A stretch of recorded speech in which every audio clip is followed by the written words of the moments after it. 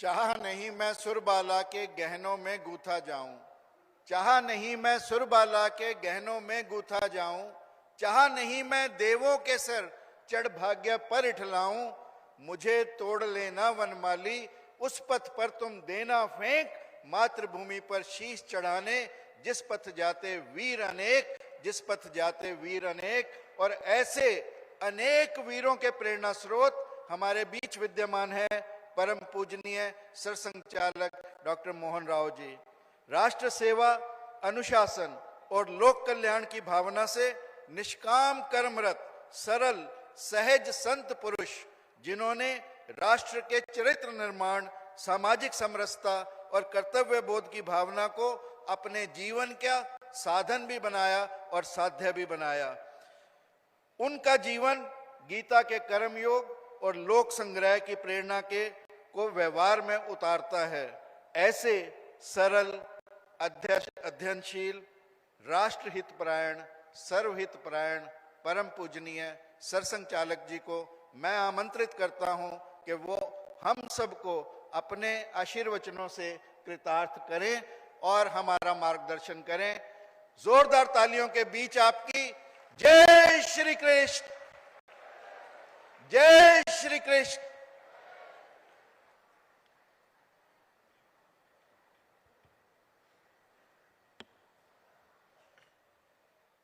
दोनों मंचों पर उपस्थित परम श्रद्धेय संत चरण,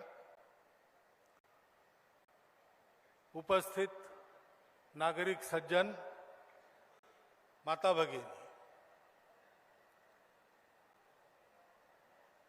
अपने प्रदेश के आदरणीय मुख्यमंत्री जी सहित सभी संतों के सारगर्भित और ओजपूर्ण वचन आपने सुने हैं। गीता को जीना है। आज ये कार्यक्रम करेंगे और हो गया गीता से संबंधित हमारा कर्तव्य, ऐसा नहीं है। इस कार्यक्रम में हम इसलिए उपस्थित है कि हमको गीता जीनी है, और इसलिए पहली बात तो मुझे लगती है कि कार्यक्रम में उपस्थित हम सब लोगों ने गीता पठन का क्रम बनाना चाहिए। 700 श्लोक है, रोज 2 श्लोक पढ़ेंगे और उन पर मनन करेंगे। उसमें जो सार मिलता है उसको अपने जीवन में लागू करेंगे, जीवन की एक एक कमी सुधारेंगे, तो हमारा जीवन वर्ष भर में गीतामय बनने की दिशा में बहुत आगे चला जाएगा। और उसकी आवश्यकता है, क्योंकि कुरुक्षेत्र पर जैसे अर्जुन मोहग्रस्त हुआ था, वैसे आज सारी दुनिया जीवन के रणांगण में भयग्रस्त होकर, मोहग्रस्त होकर, रास्ता सूझ नहीं रहा है, इस अवस्था में बैठी है, आगे नहीं जा रही, दौड़ बहुत रही है, परिश्रम बहुत हो रहा है, पसीने छूट रहे, प्राण कंठ में आ गए, परंतु 1 इंच भी आगे नहीं बढ़ रही। जैसे 1000 साल पहले युद्ध होते थे, वैसे युद्ध आज भी हो रहे हैं। जैसे 1000 साल पहले मनुष्य की क्षुद्रता, मनुष्य की लालच, मनुष्य का क्रोध, द्वेष, इसके सामर्थ्य के चलते सब प्रकार के गुनाह, अपराध समाज में चलते थे, वैसे दुनिया में सर्वत्र चल रहे। भौतिक सुख समृद्धि बहुत हो गई, लेकिन जीवन में नीति नहीं, जीवन में शांति नहीं, जीवन में संतोष नहीं और इसलिए जीवन में विश्राम नहीं। यह स्थिति है। एक के बाद एक सब लोग कह रहे कि हम बहुत इस रास्ते पर बढ़कर चले आए, लेकिन हमको लगता है हमारा रास्ता गलत था। सही रास्ता चाहिए, और सही रास्ता कहां से मिलेगा? भारत से मिलेगा। क्योंकि भारत की जीवन परंपरा वो ऐसी है कि उसके प्रभाव के दिनों में उसने सारी दुनिया को सुख शांतिमय दुनिया बना दिया था। भौतिक ज्ञान की भी परमावधि और नैतिक उत्थान की भी परमावधि एक साथ। जीवन में अर्थ काम की कोई कमी नहीं, फिर भी सारे लोग धर्म से परस्पर व्यवहार करते हुए मोक्ष की और अपने जीवन को अग्रसर कर रहे हैं। इस प्रकार का अपने देश का चित्र था, और उसी का अनुकरण सारी दुनिया करने के कारण सारी दुनिया में कम अधिक ऐसी स्थिति रही। 1 साल 2 साल नहीं, 3000 साल तक। उस जीवन को दुनिया चाहती है, और दुनिया जानती है कि भारत के पास ये ज्ञान है। और श्रीमद् भगवद गीता युगों युगों के जीवन के अनुभव से भारत में जो ज्ञान स्थिर हुआ है, उस ज्ञान का सारांश है। सर्वोपनिषदो गावो दोग्धा गोपाल नंदना। सत्य के निकट बैठकर जो ज्ञान प्राप्त किया, अनेक धाराएं चली, अनेक संप्रदाय चले, अनेक नियम व्रत आदि चले, उन सब का जो निचोड़ है वो भगवद गीता में बताया गया। क्योंकि आज जैसे दुनिया लड़खड़ा रही, वैसे अर्जुन भी लड़खड़ा रहा था। और अर्जुन डरपोक आदमी नहीं था।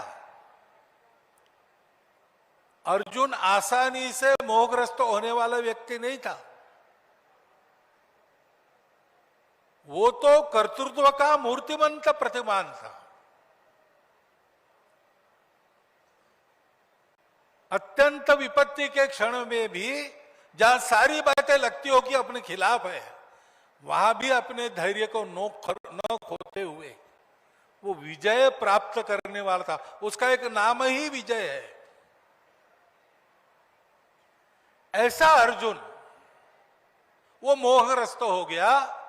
तब गीता का उपदेश हुआ। अर्जुन के प्रश्न बड़े गंभीर थे कि राज्य के लोभ में मैं अपने ही बंधुओं को क्यों मारूं?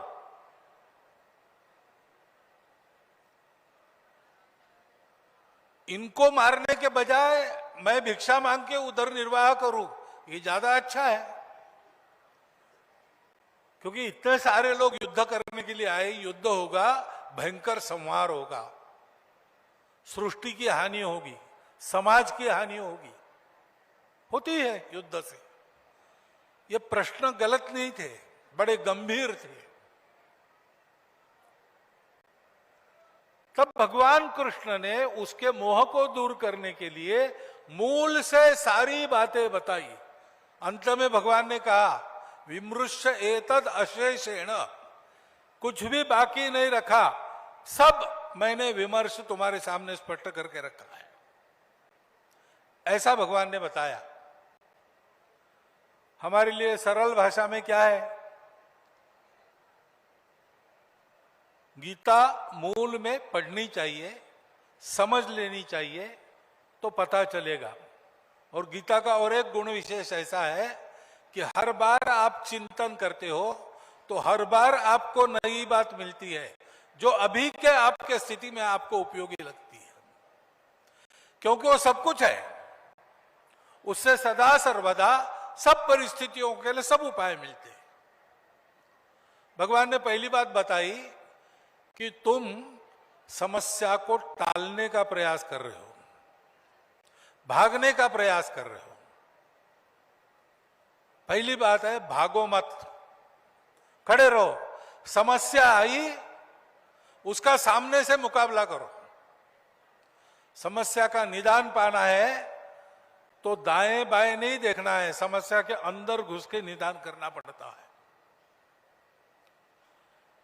और इसलिए खड़े रहो, भागो मत। अब तुमको लग रहा है कि ये सब ऐसा होगा वैसा होगा, हमारे लोग मरेंगे, मैं इनको मारूंगा, तो सुन, तुम मारने वाले जिलाने वाले तुम कोई नहीं हो, करने वाला अलग ही है। ये तुम्हारा अहंकार बोल रहा है कि मैं कर रहा हूं। जिसकी इच्छा से होता है उसको देखो, तो तुम पाओगे कि कोई मरता नहीं, कोई मारता नहीं। क्योंकि जो मरता मारता है वो तो ऊपर का चोगा है, कपड़े हैं जो बदले जाते हैं। युद्ध नहीं होगा तो भी बदले जाएंगे, युद्ध हुआ तो भी बदले जाएंगे। जातस्य ही ध्रुवो मृत्यु, जिसका जन्म हुआ उसका मृत्यु अटल है।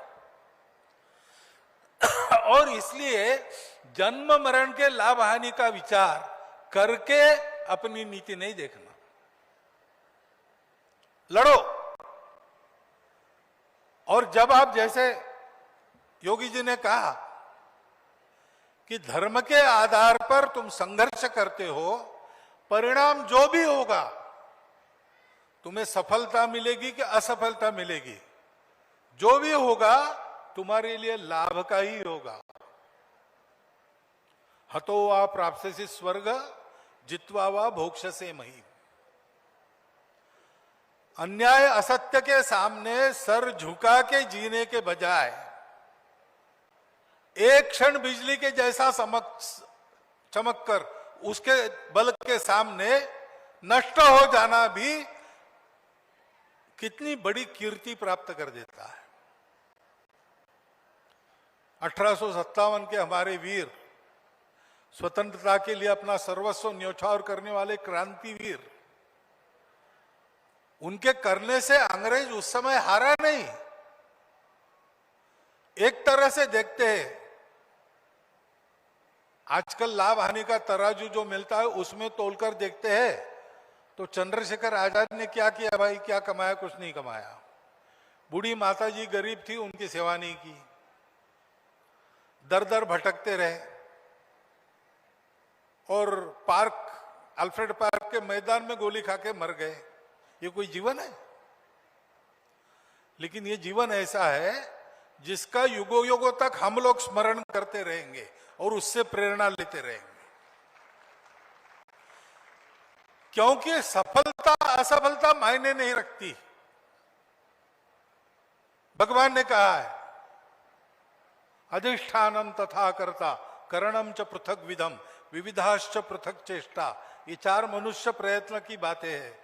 उत्तम विचार चाहिए, उत्तम अधिष्ठान चाहिए, कार्यकर्ता कुशल चाहिए, ठीक ठीक कार्य पद्धति चाहिए, और अन्य प्रयास पूरक करने पड़ते, वो सारे प्रयास चाहिए। लेकिन ये होने के बाद भी दैवम च एव अत्र पंचमम, भाग्य की भी एक बात रहती है।